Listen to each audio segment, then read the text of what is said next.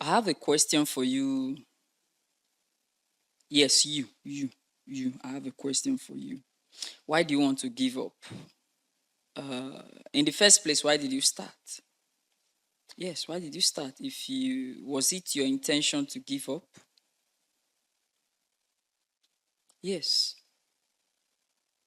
you are learning a skill, and because okay, you've learned the skill, but because it hasn't paid off now, you are thinking of quitting. You started a business, but because it's yet to make the profit or it's yet to bring in the profit that you actually foresaw before starting the business, then you want to give up now. Why did you start in the first place? If your intention was to give up, then it would have just been, yes, if the intention was to give up, then why did you start in the first place? You see, recall that nothing good comes easy. Neither was Rome built in a day. The Great Walls of China actually took donkeys of years to be completed. How about the Suez Canal in Egypt? That is one of the shortest routes that actually makes international trade easy by virtue of vessels passing the cargoes, passing there as a shortcut rather than going through the long routes. So you can see that nothing actually comes easy. You see, there's no way you give birth to a child in 1 month by impregnating 9 women. Everything has a process. Even if you impregnate 9 ladies, they won't give birth together the same month that you impregnated the 9 of them.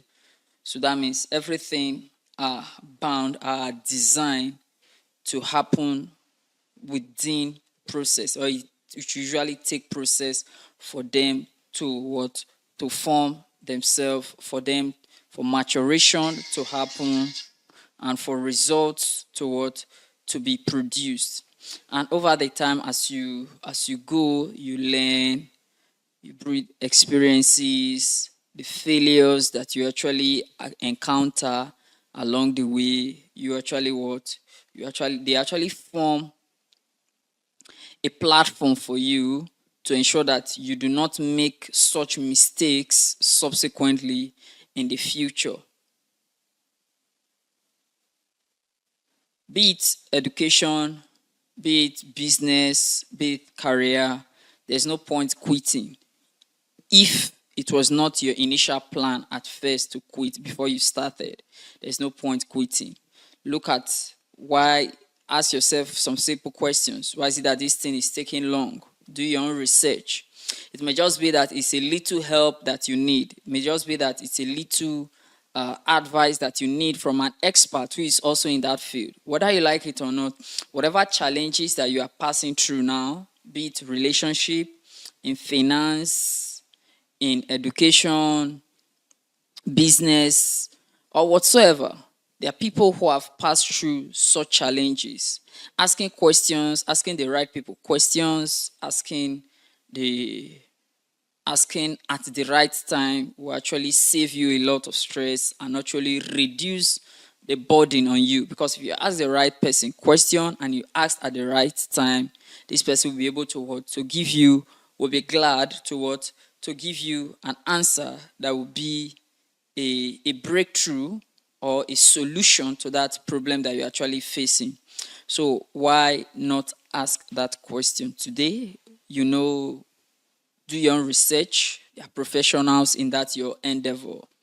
There are people who are in that your endeavor who are veterans who were there before you.